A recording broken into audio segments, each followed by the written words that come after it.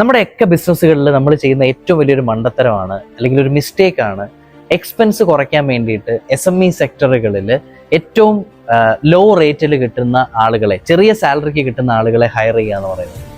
ഇങ്ങനെ ഹയർ ചെയ്യുമ്പോൾ നമ്മുടെ ബിസിനസ്സിൻ്റെ ഗ്രോത്തിനെയാണ് നമ്മൾ റെസിസ്റ്റ് ചെയ്യുന്നത്. ഡിഫറെൻറ്റ് ഡിപ്പാർട്ട്മെൻറ്റുകൾ കണക്ട് ചെയ്യുന്നതിനെ കുറിച്ച് നമ്മൾ സംസാരിച്ചിട്ടുണ്ട്.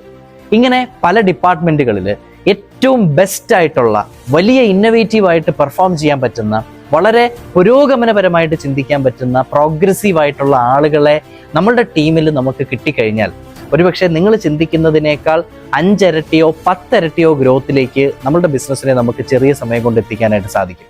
ഇവിടെ രാവിലെ മുതൽ വൈകുന്നേരം വരെ അല്ലെങ്കിൽ ത്രൂ ഔട്ട് ദ ഇയർ ബിസിനസ്സിന്റെ എക്സ്പാൻഷന് വേണ്ടിയിട്ട് അല്ലെങ്കിൽ ഓരോ ഡിപ്പാർട്ട്മെന്റുകളുടെ ഗ്രോത്തിന് വേണ്ടിയിട്ട്, ഹയർ പെർഫോമൻസിന് വേണ്ടിയിട്ട് ചിന്തിക്കുന്നത് നിങ്ങളുടെ ബ്രെയിൻ മാത്രമാണ് എങ്കിൽ ഒരു കാരണവശാലും നമ്മുടെ ബിസിനസ് നമ്മൾ ഉദ്ദേശിക്കുന്ന ഒരു ലെവലിൽ ക്രോസ് ചെയ്യില്ല.